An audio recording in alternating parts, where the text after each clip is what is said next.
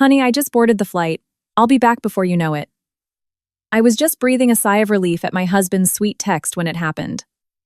A photo arrived from an unknown number. It was an image of my husband at the airport, his arm wrapped tightly around the waist of a beautiful, strange woman, both of them laughing as if they owned the world. In that moment, my heart felt like it had completely stopped. Then, the doorbell rang. Standing on my front porch was an elegant older woman I had never seen before. She knew my exact name. Without waiting for an invitation, she stepped into my foyer, walked straight into the living room, and tossed a thick manila envelope onto my coffee table. The photos that spilled out were identical to the one on my phone.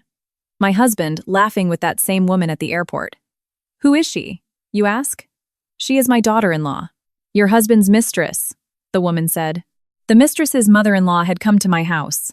As she offered a cold, razor-sharp smile, she uttered a single sentence that would completely overturn the chessboard of my 28-year marriage. Don't cry. Let's work together and leave them absolutely penniless. This is my unbelievable, breathtaking story. It begins right now.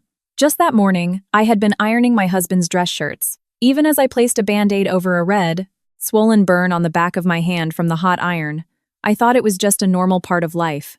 To me, perfectly pressing the heavy starched collars that my husband loved so much was an act of devotion, using my rough, worn hands to ensure my husband's success that had been my entire life. Vivienne? You remember I'm flying out for that business trip today, right? My husband, Sterling, said as he adjusted his silk tie in the mirror. His voice was so incredibly warm. Make sure you eat well while I'm gone. Even if you miss me, just hold on a little bit. I'll be back soon. I laughed, picking a stray piece of lint off the shoulder of his tailored suit. How many days will this trip take? Well, it's a crucial corporate acquisition, so it might take a bit longer. I'm heading down there with one of the junior executives. I set the iron down and asked cautiously. By junior executive, do you mean that young woman you mentioned last time? Sterling glanced back at me for a fraction of a second. Then, he let out a hearty chuckle and patted my shoulder. Oh, come on, Vivienne. She's just a colleague from the firm. Why do you care about things like that? You know you're the only one for me. I believed him, just as I always had. Before he walked out the front door, I neatly aligned his leather Oxfords and draped his cashmere overcoat over his arm. Watching his broad back as he left, he looked so dependable. About an hour later, my cell phone buzzed. It was a text from Sterling. Honey, I just boarded the flight. Take care of yourself while I'm gone. Love you. Reading that affectionate message, my mind was at ease. I even patted myself on the back, thinking how blessed I was. But that exact second, the photo arrived from an unsaved number. Without thinking, I opened it. My entire body froze. The man in the photo, embracing a younger woman and beaming with joy, was my husband, the same man who had just texted to say he loved me. My hands shook violently. My heart plummeted to the floor. I was about to dial the unknown number in a panic when the doorbell chimed aggressively. I opened the door in a daze.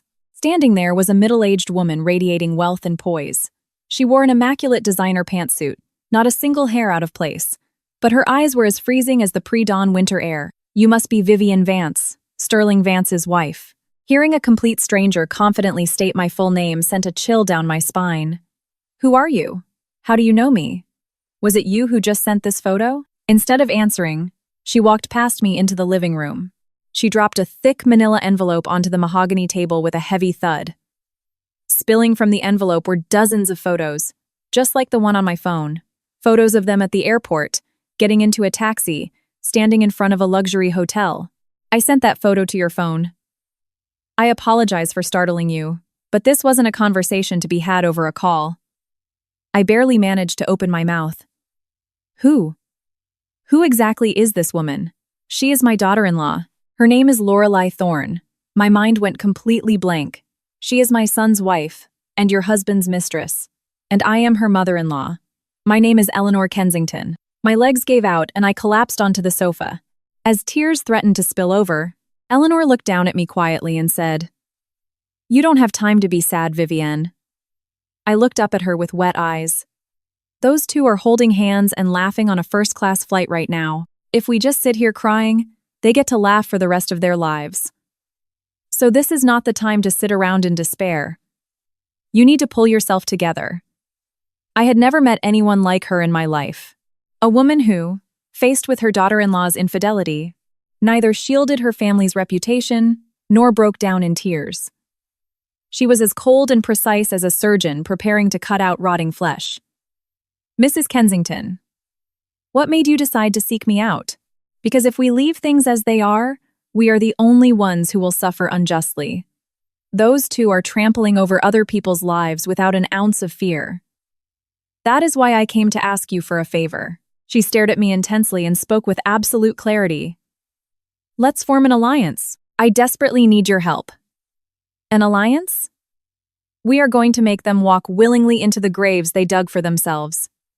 To do that, I need you, the woman sleeping next to Sterling. I absolutely cannot do it alone. But if you and I join hands, we can leave them utterly penniless. We can destroy them. Utterly penniless.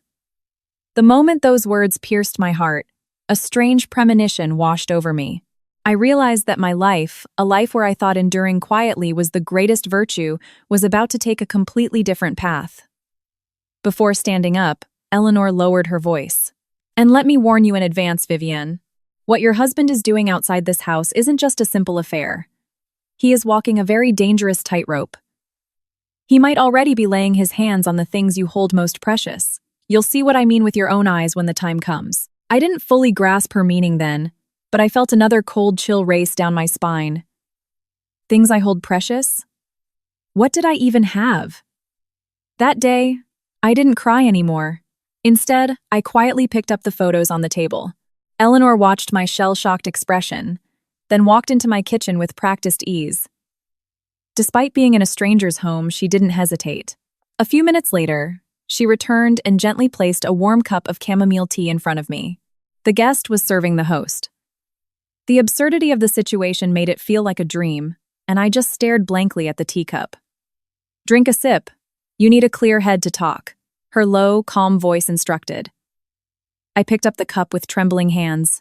As the warmth spread through my fingertips, the tears I had been suppressing finally began to fall. My name is Vivienne Vance. I am 58 years old, and I have been married to Sterling for 28 years. I didn't come from money.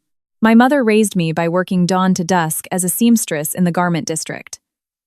Her fingertips were always pricked and calloused, but the bespoke suits and dresses she made were known as the finest in our neighborhood. I inherited her skilled hands. Whether it was sewing custom drapes or perfectly tailoring a hem, I couldn't rest until everything was impeccable. Early in our marriage, Sterling's business ventures failed multiple times. There were days when debt collectors pounded on our door. Whenever that happened, I woke up at 4:00 a.m. and went to work in a greasy diner kitchen. I stood over blazing griddles day in and day out, working until my wrists ached. I believed that if my husband could just get back on his feet, ruining my hands a little didn't matter. I had lived my entire life letting my hands wear down to the bone for this house and that man. I poured all of this out to Eleanor. I don't know why, but even though she was a stranger, the words flowed out of me easily. Mrs. Kensington, I really didn't know anything. He always told me he loved me, that I was the only one in the world for him. I trusted him and worked my hands to the bone. I trailed off, my shoulders shaking. But Eleanor didn't rub my back or cry with me. Instead, she spoke in a quiet but unshakable voice. Vivienne, those tears are too precious to waste on him. We don't have time to mourn. I looked up at her. In her cool eyes, I saw a deep, hidden shadow I hadn't noticed before. Do you know how I know this? Because a long time ago, I sat in the exact same spot as you and cried all night. I stopped crying instantly. She looked out the window and slowly unearthed a deeply buried story. In her youth, her husband had kept a second family on the side. All the elders in her wealthy family knew, but they told her to endure it, saying boys will be boys. For the sake of her young son and her family's social standing, she swallowed her pride and looked the other way for over a decade. It was only after her husband died of a sudden illness that she realized her long years of endurance hadn't been an act of forgiveness. It had merely been a shield that allowed him to breathe easy. I only knew how to be sad back then. I thought suffering in silence was a virtue. But Vivienne, Does the world see you as a saint just because you suffer quietly? No. They just see you as an easy mark. A doormat. That's why I made a vow a long time ago. If something like this ever happens in front of me again, I will never let it go quietly. Goosebumps erupted across my skin. She wasn't here just meddling in someone else's business. She was a woman determined to unleash the righteous fury she had forced herself to swallow in her own life. I asked cautiously, "But how did you find out that your daughter-in-law was involved with my husband?" A bitter smile crossed her lips. "My son married her 3 years ago. He thinks his wife is an angel sent from heaven. He's a sweet, gentle boy. But a mother's eyes are hard to fool." Lorelai started wearing designer clothes way out of her budget. She kept lying, saying she was meeting girlfriends on the weekends. So one day, I quietly followed her. The man waiting at the end of her lies was your husband. My fingertips went ice cold. I forced my voice out. "Does your son know?" For the first time, Eleanor's expression wavered. Moisture briefly clouded her sharp eyes. "No. My Julian doesn't know anything yet. He goes to work every day smiling, dreaming of his future, completely unaware of what his wife is doing behind his back. It breaks my heart every time I look at him, but I can't tell him right now. If I act hastily, they'll destroy the evidence. So, Vivienne, you must never say a word to Julian. The day he learns the truth must be the exact day I choose."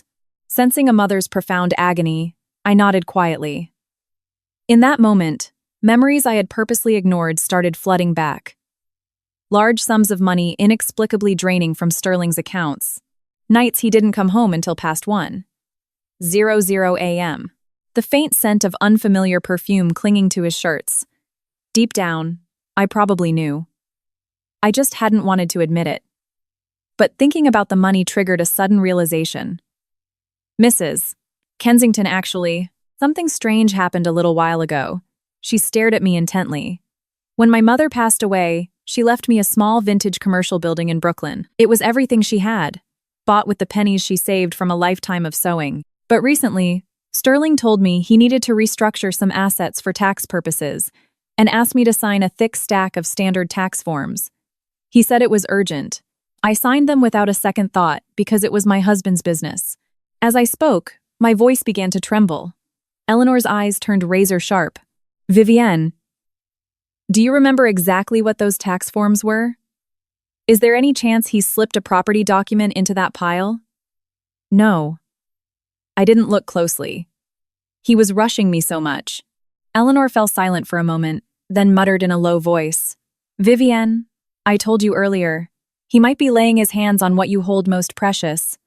That might be the building your mother left you." I felt paralyzed. My husband might have done something behind my back with the building my mother sacrificed her entire life to buy? The image of my mother's scarred, pricked hands flashed before my eyes, and I couldn't breathe. That can't be true. No matter what, he wouldn't touch my mother's. We don't know for sure yet. That's why we have to start digging, piece by piece, Eleanor said. From this exact moment on, do not throw away a single thing related to your husband. Keep every receipt, every text, every penny withdrawn from a bank account, and any trace of those documents you signed.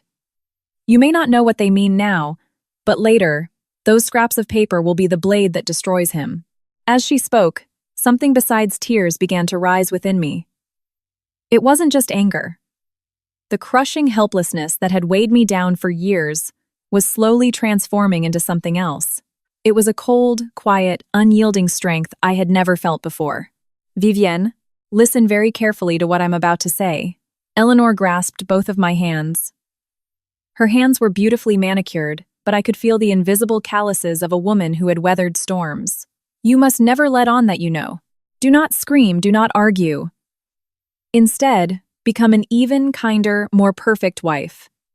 Smile as you cook his dinners, smile as you see him off to work, until they completely drop their guard. We are going to use their greed to make them destroy themselves. We will leave them with absolutely nothing. I felt my hands trembling slightly. Can I really do that? You can. In fact, only you can. For someone who has endured decades of sacrifice, enduring 2 more months behind a smiling face is nothing. 2 months.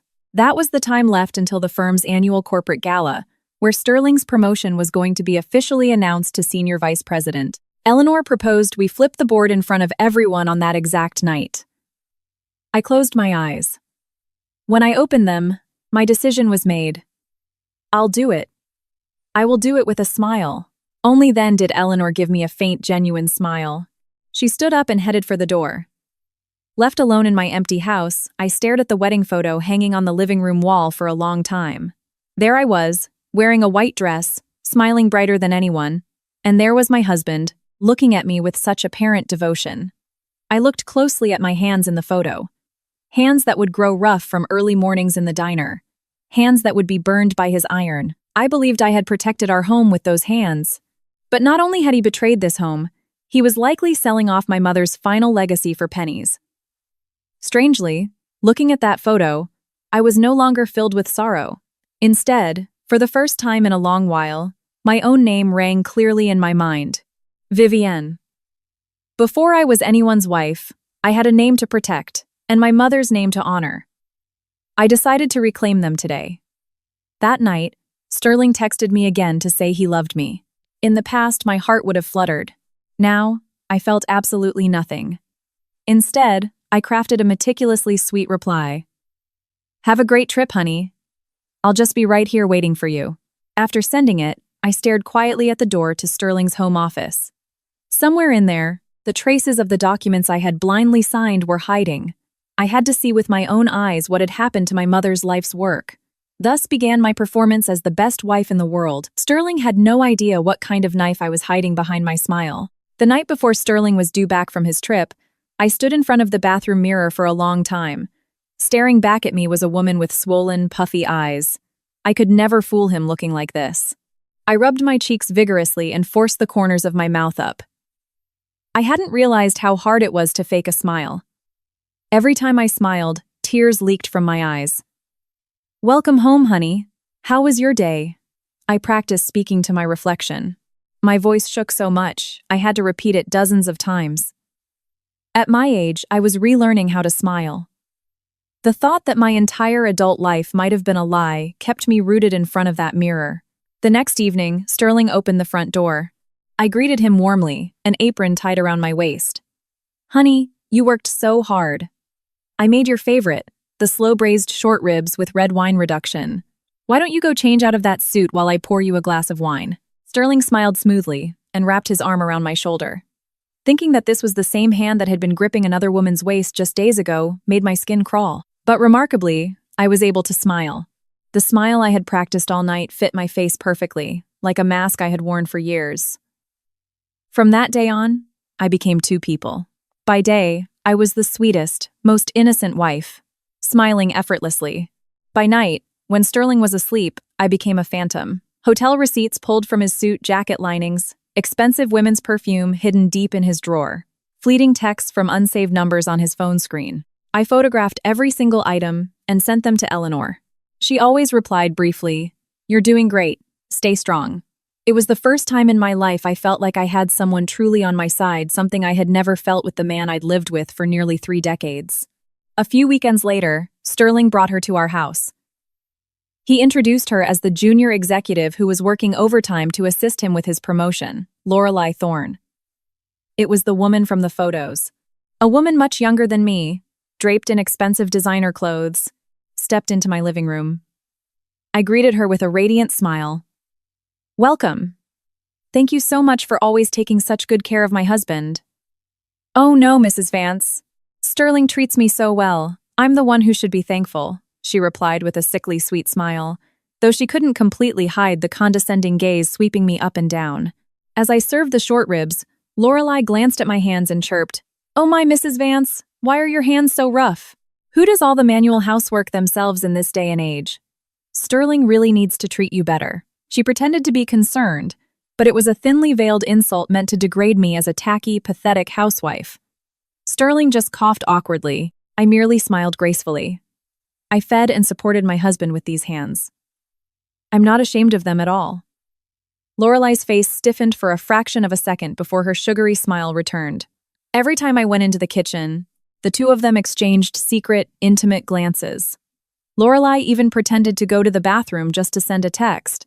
And seconds later, I noticed the vibration in Sterling's pocket. In the past, I would have flipped the dining table. But instead, I smiled even brighter and served her another helping of short ribs. Internally, my thoughts were ice cold. Yes, laugh all you want right now, because this will be the last time the two of you are ever allowed to smile. For 2 months, I played the perfect wife every single morning. I ironed shirts with a smile, waved goodbye with a smile, and gathered evidence by night. Every day felt like walking on thin ice. But I never wavered. Then came the night of a breakthrough. Sterling had fallen asleep on the bed, dead drunk after a networking dinner. He had absent-mindedly left the key in the lock of his home office door. Hidden behind a row of old encyclopedias on his bookshelf, I found a thick stack of documents. As I pulled them out, my breath hitched. Bank statements and legal contracts. As I read the words on the top page, my heart stopped. Commercial deed of trust and promissory note. The property address listed on the document was my mother's building in Brooklyn, the one she had saved pennies her whole life to buy for me. Flipping through, I saw that Sterling had used my building as collateral to take out a massive corporate loan. Worse, there was a contract showing he had dumped all that money into a sketchy, unverified shell company as an investment. The documents he had rushed me to sign for tax purposes were these. While I suspected nothing, my husband had mortgaged my mother's entire life's work behind my back. With shaking hands, I photographed every single page and sent them to Eleanor. A few minutes later, unlike her usual short texts, she sent a long reply. You finally found it, Vivienne. I told you he might have touched what you cherish most. His affair will humiliate him, but these documents will end his life. Defrauding his own wife and embezzling her assets is a severe federal crime. Do not show any reaction. Put everything back exactly as you found it. I will have my attorneys verify these immediately. I carefully put the documents back and quietly closed the office door. Mom, I'm so sorry. I let him trample on your life's work. I prayed silently in the dark. But at the same time, I felt something massive and unbreakable rise up inside me. A few days later, I saw Sterling's true face yet again. I had woken up thirsty in the early hours of the morning and walked out to the living room. Sterling was on the balcony, speaking in a hushed tone on his phone. I pressed myself flat against the wall and held my breath. Lorelai, don't worry. Once that building deal clears, we'll have enough to live like royalty. That old hag doesn't even know what happened to her dead mother's property. I'll just throw the divorce papers at her and she'll sign. She's a doormat who won't even make a peep. Her dead mother's property. A doormat who won't make a peep. My husband was talking about my mother's blood, sweat, and tears as if they were a joke. Once, I would have collapsed and sobbed. But that night, I didn't cry. I didn't scream. I quietly returned to bed and stared at the dark ceiling, waiting for morning. Your arrogance, thinking I'm just a doormat, is going to be the axe that chops off your own feet, I repeated to myself over and over in the dark. I will make you pay for mocking the calluses on my mother's hands, and I will watch you do it. A few days later, I gathered my courage and visited Sterling's corporate office in Manhattan.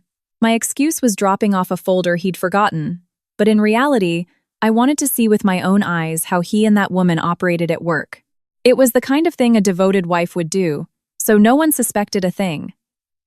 In the sleek glass lobby, Lorelai spotted me and practically sprinted over. Feigning delight, she babbled about how popular Sterling was at the firm and how lucky I was to be his wife, smiling brightly all the while. The sheer audacity of a woman stealing someone's husband and bragging about him to the wife's face.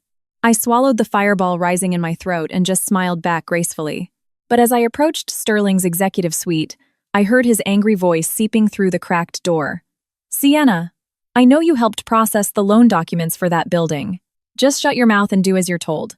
If you keep asking questions, you're the only one who's going to get hurt. Do you understand me? Through the gap, I saw a young female assistant standing with her, head bowed deeply. Sterling threw a file folder on the desk in front of her. The mention of the building loan made my heart drop. I vaguely realized that Sterling was forcing the dirty work onto this young woman and blackmailing her into silence. A few minutes later, while Sterling stepped out, I saw the young assistant slip out into the hallway and hide in the stairwell, quietly wiping away tears. I couldn't just walk past her. I pulled a pressed, embroidered handkerchief from my purse and handed it to her. Here, take this. You must be very upset. I said gently. When things are hard, just knowing that there is at least one person on your side makes a world of difference. The assistant looked up in shock, then cautiously accepted the handkerchief.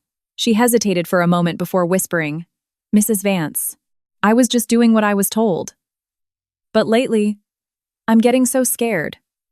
If everything blows up, I'm afraid I'll be the one taking the fall." I didn't fully understand the weight of her words at the time. I just assumed she was venting about a toxic workplace. I gently held her hand and assured her, "Nothing in this world stays hidden forever." The young woman gripped my handkerchief with both hands and stared at me with tear-filled eyes. "Thank you, Mrs. Vance. I will never, ever forget this kindness." At the time, I thought she was just being polite.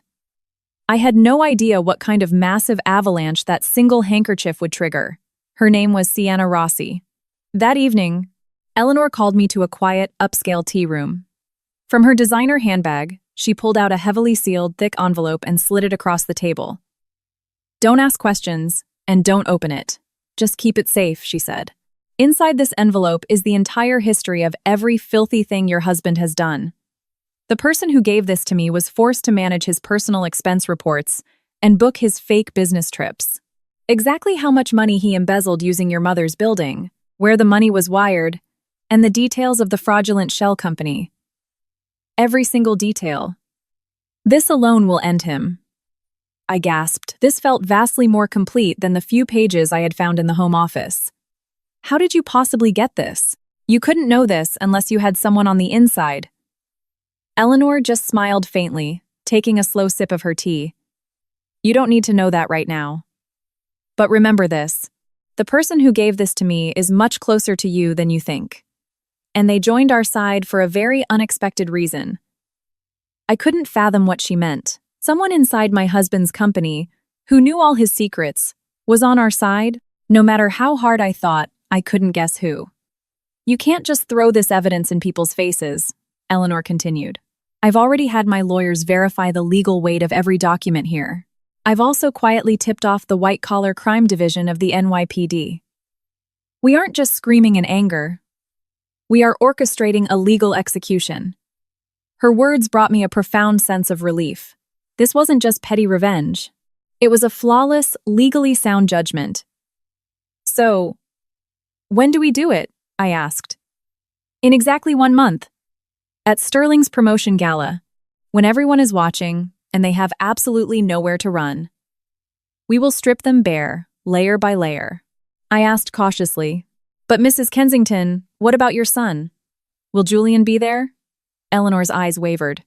"He will be there. I'm going to invite him. My Julian needs to see exactly what kind of woman his wife is with his own 2 eyes. It's the only way he'll be able to let her go without looking back. It shreds my heart, but it's the only way to save my boy."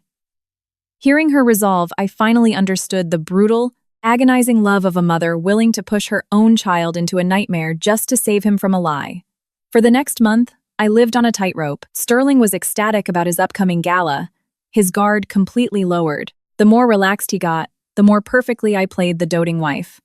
The deeper his false sense of security, the more catastrophic his fall would be. The night before the gala, I hid the sealed envelope in the deepest corner of my closet and stared at the calendar. It was almost time. I knew that at the end of the glorious path my husband thought he was walking, a bottomless cliff awaited. He was about to pay the ultimate price for trampling on my mother's legacy. And the person who would be standing at the edge of that cliff, smiling down at him, would be me. Finally, it was the eve of the gala. Eleanor invited me to her Upper East Side townhouse to finalize our plans. It was my first time there, and it was truly magnificent. Standing in the grand living room, a bitter thought crossed my mind. How did such an upstanding, dignified woman end up with a daughter-in-law like that? On the wall hung a faded photograph of a young Eleanor and a little Julian. It captured the decades she had spent raising her son alone and building this empire. She led me into her study. On a massive mahogany desk, all the evidence we had gathered was meticulously organized. The text between Sterling and Lorelei, the airport photos, the luxury hotel credit card statements, and the thick envelope of financial fraud. "Let's run through it one last time tonight," Eleanor said, Adjusting her glasses, she laid out the sequence like a Broadway director. Tomorrow, when the gala reaches its peak, Sterling will take the microphone for his speech. That's when you give me the signal. I will have a contact project these images onto the ballroom screens, one by one. The sequence is vital. We can't drop the biggest bomb first. We have to trap them step by step. What sequence do you have in mind? I asked. First, the disgusting text messages they exchanged. Once the crowd starts murmuring, we throw up the airport photos. If they try to deny it, we show the Cartier and Four Seasons receipts. And finally, when they are completely shattered and speechless, we drop the financial documents. The fraudulent mortgage on your mother's building. Public humiliation over an affair is one thing men like him find a way to crawl back from that. But defrauding his wife and embezzling assets is a crime he can never escape. The sheer calculated brilliance of it sent shivers down my spine. Eleanor wasn't driven by emotion. She was a master tactician. Will I really be able to smile up there? I asked, my voice trembling slightly. Eleanor gripped my hands tightly. You must smile. If you waver, they'll catch on. Just do exactly what you've done for the past 2 months. Your smile will be the most terrifying blade they've ever seen. But Mrs. Kensington, who is going to be running the screens? Don't worry about that. We have someone on the inside who is already prepared. She wouldn't elaborate further. I was still anxious. But doing this so publicly, what if there's a dangerous backlash? What if we get hurt? Eleanor shook her head slowly. I've already handled it with my legal team. The police will be standing by quietly in the back of the room. We are bringing them down within the boundaries of the law. We won't get a single drop of blood on our hands as we watch them destroy themselves with their own sins. That is the most elegant, perfect way to leave them penniless. That night, back in my own home, I pulled a dress out of my closet. It was one Sterling had bought for me for an anniversary years ago, worn only once. I held it up against my body in front of the mirror. The woman staring back at me wasn't the weeping, swollen-eyed victim from 2 months ago. She was a stranger with icy, steady eyes. I smiled softly at her. Smiling wasn't hard at all anymore. The morning of the gala arrived. Sterling stood in front of the mirror in his brand-new tuxedo, obsessively fixing his bow tie. He was flying high, boasting that his promotion to senior vice president was practically guaranteed tonight. How do I look? Viv? Dashing? Of course. You're the most handsome man in the firm. You're the star tonight. You have to look perfect. I beamed, adjusting his lapels. He kissed my cheek smugly. Hurry up and get ready. I need you right by my side tonight to complete the picture. Yes, I thought silently. I will be right by your side. So I can watch you crumble from the front row. The gala was held in the grand ballroom of a luxury Manhattan hotel. Once the heavy doors closed, it felt completely severed from the outside world. Entering the room, I spotted Eleanor standing quietly near the back. When we made eye contact, she gave a microscopic nod. It meant everything was in place. That single nod eradicated the last ounce of fear in my heart. Corporate executives, VIP clients, and Sterling's colleagues filled the room. Everyone approached to shake his hand and congratulate him. Sterling laughed like a king, gripping their hands warmly. And there, amidst the crowd, was Lorelei Thorne, playing the role of the capable junior executive. Upon seeing me, she walked right up. Mrs. Vance, you made it. Sterling is going to be so thrilled tonight. I know. I doubt there will ever be another night quite like this. I smiled my most affectionate smile. Both of them genuinely believed this was the peak of their lives. I didn't want to break their sweet delusion just yet. I wanted them to laugh as much as possible. Just then, out of the corner of my eye, I thought I saw a familiar face standing near the AV Tech booth in the corner of the ballroom. Where had I seen her? I tilted my head, but she disappeared behind the crowd. I brushed it off. It wouldn't be until later that I realized who it was. As the night wore on, I watched Sterling and Lorelei from a distance. They exchanged secret, knowing glances when they thought no one was looking.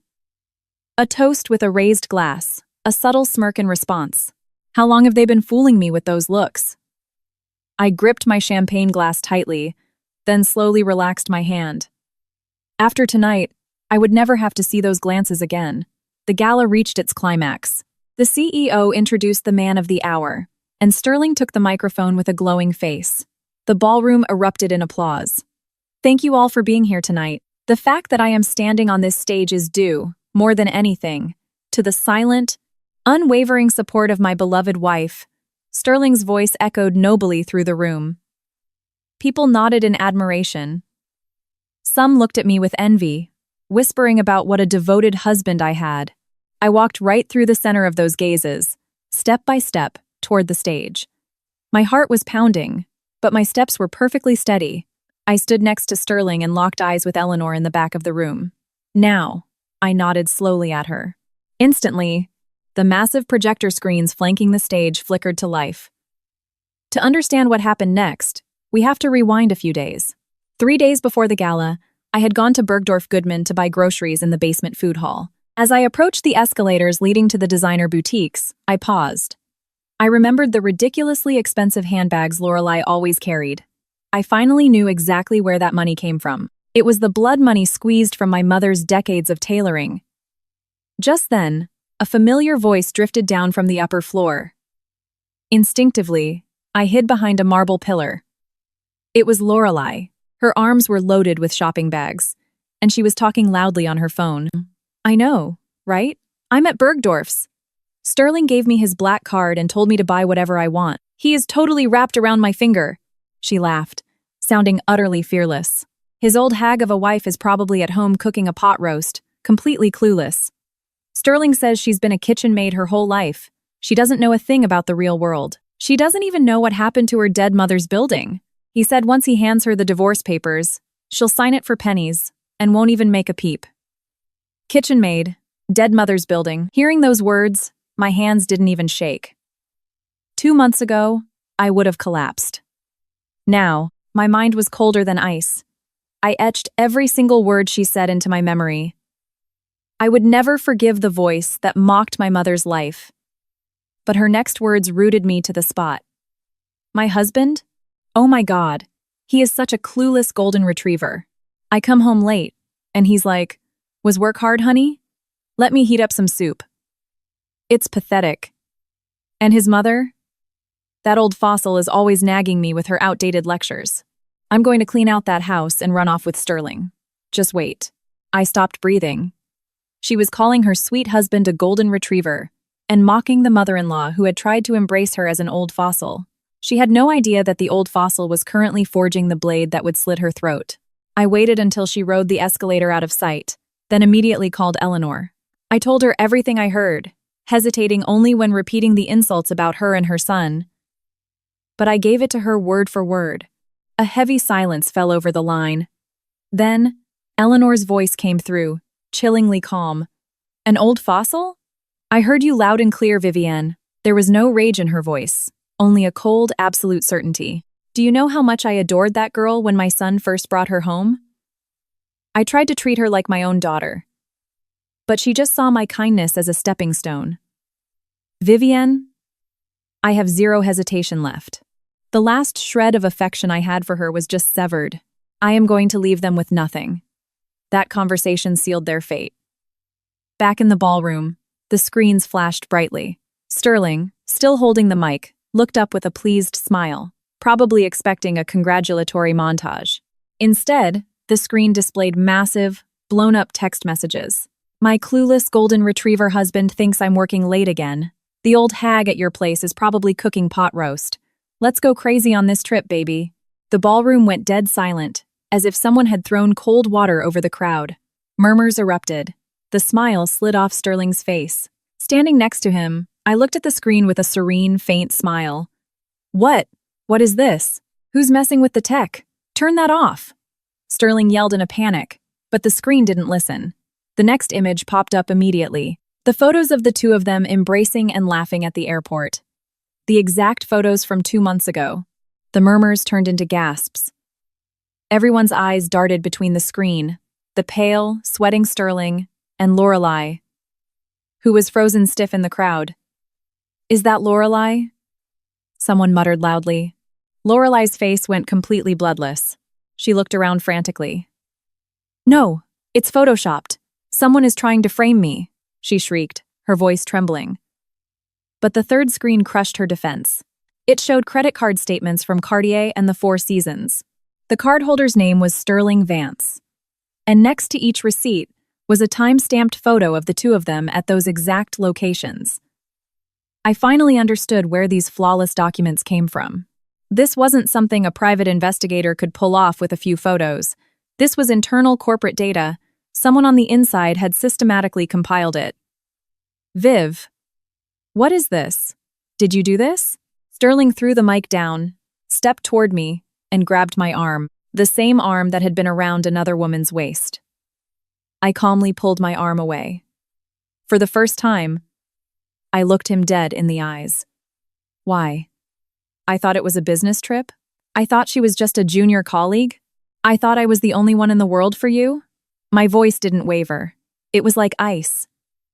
Sterling flinched and stepped back, horrified by a face his wife had never shown him in 28 years. Just then, the grand doors at the back of the ballroom swung open. A man walked in. It was Julian Kensington. Eleanor had called him, and he had come to fulfill his mother's wish, completely unaware of what he was walking into.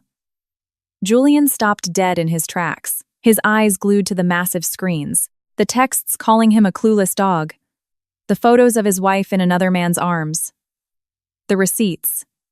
His gentle face slowly twisted in agony. The betrayal of a lifetime washed over him, replacing his kind smile with a devastating primal fury.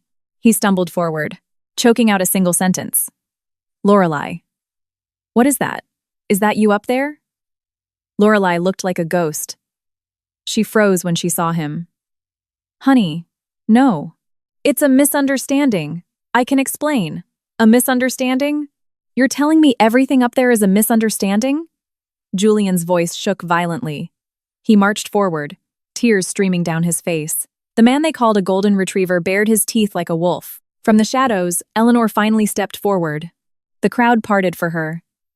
She walked with slow, unshakable grace until she stood right in front of Lorelei.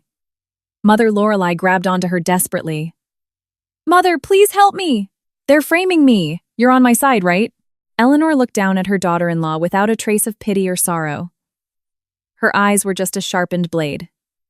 Lorelei, when I welcomed you into my home, I vowed to treat you like my own daughter. But what did you call me? An old fossil? And my son is a dog? Lorelei's face turned ashen. She looked terrified, unable to comprehend how her private insults in a department store had reached her mother-in-law. That's enough. I don't want to hear another word. Eleanor picked up a glass of red wine from a passing waiter's tray. With a flick of her wrist, she splashed the dark crimson liquid directly into Lorelei's face. The gasp from the crowd echoed through the ballroom. Eleanor looked at her dripping, ruined daughter-in-law with the full, heavy weight of her betrayed years. As of today, you have absolutely nothing to do with my family.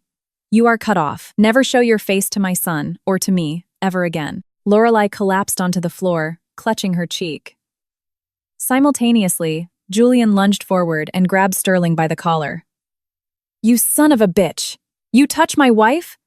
Let go of me! She came on to me first! Sterling thrashed, but Julian's fist was faster. With a sickening crunch, Sterling was sent flying backward, crashing to the floor with a bloody nose. I watched quietly. How much pain did this sweet man have to swallow to break like this? The ballroom was pure chaos. People were shouting, holding up their phones to record. Sterling was bleeding on the floor. Lorelei was sobbing into her hands. The night that was supposed to be the pinnacle of their lives had become their graveyard. But it wasn't over. I nodded at Eleanor one last time. The final screen, the images changed again. No photos, no texts. Legal documents and bank transfers. In huge, bold letters, the words "Commercial Deed of Trust" and "Promissory Note" appeared, alongside the address of my mother's Brooklyn property. The documents he had tricked me into signing, the loan he took out, the fraudulent shell company he wired the cash to. The faces of the corporate executives in the room hardened instantly. One of them pointed at the screen and shouted, "Isn't that property in his wife's name?" He tricked his own wife into signing a mortgage to embezzle funds. That's outright fraud. No. That's not I can explain. Sterling scrambled to his feet, wiping blood from his nose. But the screen was merciless. It displayed every cent he siphoned, every offshore account, every date. It didn't just ruin him as a cheater. It nailed him to the cross as a corporate criminal who defrauded his own wife's inheritance. I looked up at the screen and projected my voice. That building. My mother bought that building with pennies she saved from a lifetime of pricking her fingers in the garment district. And you tricked me into signing it away so you could commit corporate fraud. Sterling was speechless. The eyes of everyone in the room turned to pure ice. At that moment, the ballroom doors opened again. Several men in sharp suits stepped in NYPD white-collar detectives, exactly as Eleanor had arranged. They walked straight to Sterling. Sterling Vance. You're under arrest for suspicion of wire fraud, embezzlement, and forgery. Sterling finally understood the reality of his situation. His face drained of all color, and he looked at me in absolute terror. Vivienne, please, save me. Please, I'm sorry. The man who had thought of me as a pathetic doormat was now on his knees, begging for his life. I looked down at him, slowly lifting my champagne flute. Did you enjoy the ride, honey? My voice was astonishingly calm. That single sentence shattered him completely. I didn't scream. I didn't cry. I just offered him a faint, freezing smile, the exact smile I had practiced in front of the mirror for 2 months. The detectives yanked Sterling up by the arms and dragged him out of the ballroom. He kept screaming my name, but I didn't look at him again. Instead, my eyes found Julian, who was standing in the middle of the wreckage, looking lost. Eleanor slowly walked up to her son and wrapped her arms tightly around him. I'm sorry, Julian. I'm sorry your mother had to make you see this. But it was the only way to save your life. Let her go now. Julian buried his face in his mother's shoulder and sobbed like a child. The gentle giant was crying silently. My nose stung, but I didn't let my tears fall. It wasn't time yet. Through the chaos, I suddenly remembered the face I had seen by the VTech booth at the start of the night. The person who had leaked all this pristine corporate evidence. I scanned the room, but they were already gone. Who was it? Who inside Sterling's firm knew all his sins and decided to help us? That night, I returned to an empty house. The silence was deafening. I sat on the living room sofa, stared at my wedding portrait, and finally let the tears fall freely. They weren't tears of sorrow. They were tears of liberation. I had reclaimed my name and my mother's honor. Eleanor was right. The tears you cry after leaving them penniless and ruined taste incredibly sweet. The days following the gala were a whirlwind. Sterling was denied bail, and his company was turned upside down. The scandal spread like wildfire through Manhattan's corporate elite. A hotshot executive who defrauded his wife to fund a shell company for his mistress. It was front-page tabloid material. I finally understood the sheer scale of what Sterling had been doing. The documents in his study were just the tip of the iceberg. He had poured every cent of the fraudulent loan, and much of our own savings, into a phantom investment company, dreaming of running away with Lorelei. One night, I pulled the sealed envelope Eleanor had given me from the back of my closet. She had told me not to open it, but I felt it was time. I carefully broke the seal. Inside were immaculate records of his crimes, but at the very bottom of the stack was a handwritten letter. I unfolded it, and the first line made my heart stop. Dear Mrs. Vance, do you remember me? I have never forgotten the lady who handed me a handkerchief in the stairwell. I stopped breathing. The handkerchief. The young assistant crying in the stairwell. I am Sienna Rossi, Mr. Vance's assistant. I have kept the handkerchief and the kind words you gave me close to my heart. My hands shook. Sienna Rossi, the young woman my husband was bullying and blackmailing. She was the mole who handed this devastating dossier to Eleanor. The face by the tech booth, it was Sienna. I slumped to the floor, stunned. I immediately called Eleanor and told her I read the letter. I asked how she had recruited Sienna. Eleanor chuckled softly over the phone. I didn't seek her out, Vivian. She came to me. My body went rigid. She came to me and confessed that she had been processing the fraudulent paperwork for your mother's building under Sterling's orders, Eleanor explained calmly.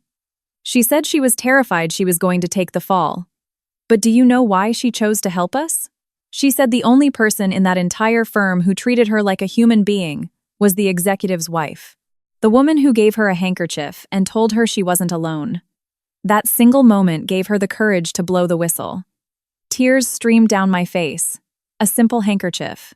A few kind words I offered because I felt bad for a crying girl. That small act of empathy had become the key that destroyed my husband's empire. The letter ended with this: Mrs. Vance, I am leaving the firm. I participated in his crimes, even if under duress, and I must face the consequences. But because I told the truth, I have the courage to start over. You told me nothing stays hidden forever. You were right.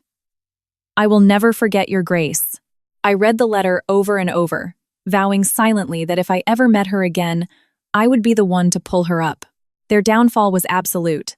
Sterling was convicted of wire fraud and embezzlement, sentenced to 3 years in federal prison. Thanks to Eleanor's elite legal team, we proved my signature was obtained under false pretenses, rendering the mortgage void. I got my mother's Brooklyn building back. On the day the deed was transferred back to my name, I visited my mother's grave and cried for hours. Mom, I protected it. I finally protected your life. Sterling was ordered to pay massive restitution. Stripped of his assets and his reputation, the man who thought he was king of the world was now a penniless convict. Lorelei's fate was equally grim. Disowned by Eleanor and divorced by Julian, she lost everything overnight. Stripped of the designer bags and the title of Mrs. Kensington, the society gossip shut her out of New York entirely. Rumor had it she fled to a small town out of state, working odd jobs, unrecognized and destitute. Hearing of their misery, I didn't feel triumphant. I just felt a quiet sense of closure. They were simply paying the exact price for their sins. I refused to spend the rest of my life hating them. One day, Eleanor visited me. Her sharp, aristocratic face looked warmer, softer. She handed me a sleek manila envelope. Vivienne, the divorce is finalized, the house is sorted, and you have your building back. It's time for you to start your real life. My life? At my age, what could I possibly do? I laughed weakly. Eleanor squeezed my hand. Do you know what I saw the first time I walked into your house? Your drapes, your table linens, the impeccable way your home was curated. You have magic in your fingertips. It is a tragedy to let that talent rot in a kitchen. My heart swelled. My mother's gift for design, Eleanor had seen it. Take the ground floor of that Brooklyn building and open an interior design firm in your own name. Start fresh where your mother left off. I will personally introduce you to your first high-end clients. You know I know half of Manhattan. I hesitated, holding the envelope. Starting a business at 58 was terrifying. But then I remembered the woman who practiced smiling in the mirror for 2 months. The woman who stood on a stage and destroyed her husband without blinking. If I could do that, I could do this. I looked at Eleanor and gave her a real, genuine smile. I'll do it. I'll try. A few months later, on the ground floor of my mother's building, I opened my doors. As the sign was hung above the entrance, I stared at it for a long time. Vivienne Vance Designs. Not a wife, not a doormat, my own name, and behind it, the legacy of my mother. On opening day, Eleanor was my first client. She looked around the studio and smiled proudly, extending her hand. Congratulations, Principal Designer Vance. Principal Designer. The title pierced my heart in the best way. I shook her hand. I'm not an abandoned wife anymore. I'm a business owner. We laughed out loud. For the first time, we sat together and didn't talk about revenge. We talked about warm lighting, beautiful fabrics, and the future. As the sun set, casting a golden glow through the studio windows, I looked at my hands. The hands that were once burned by an iron, calloused from a diner. Now, they were building my own empire. I was so proud of them. A year passed. What started as a small studio grew rapidly. Thanks to Eleanor's connections and word of mouth about my warm, meticulous designs, clients were lining up. Walking into my mother's building every morning gave me strength. As the business expanded, I needed someone to help run the office. I wanted someone with a good heart. And I knew exactly who to call. I tracked down Sienna Rossi's number. When she answered, her voice sounded small and defeated. Mrs. Vance? I mean, how did you find me? Sienna, how have you been? Silence stretched over the line before she replied quietly. I've just been surviving. With that scandal on my record, no corporate office will hire me. I figured this was my punishment. My heart broke for her. She had been forced into a corner, but she had the bravery to blow the whistle and accept her fate. Sienna, come work for me. I heard a sharp intake of breath. No. I don't deserve that. You know what I was involved in. I know exactly who you are, Sienna. You're someone who was terrified, but ultimately chose to do the right thing. You took responsibility. How many people in this world have that kind of courage? I want to work with someone exactly like you. Sienna broke down sobbing over the phone. I still have your handkerchief. It was the only thing that gave me hope that I could live an honest life again. Sienna joined my firm as my operations manager. On her first day, she handed me a perfectly washed and pressed handkerchief. I'm returning this to you, Vivienne. I'll repay you by working hard by your side for the rest of my life. Meanwhile, Julian was healing too. With Eleanor's unwavering support, the gentle giant slowly got his smile back. One day, Eleanor called me with wonderful news. Julian had met someone new. A warm, kind kindergarten teacher. He told me that if I hadn't dragged him to that gala, he would have lived his whole life as a fool, Eleanor told me, her voice thick with emotion. My cruel choice actually saved him. You have no idea how much peace that brings me, Vivienne.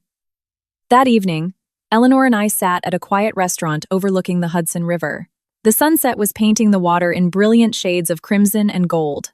Do you remember the day you came to my house and asked for an alliance? I asked, raising my wine glass. Eleanor smiled softly. Of course. You looked like you'd seen a ghost.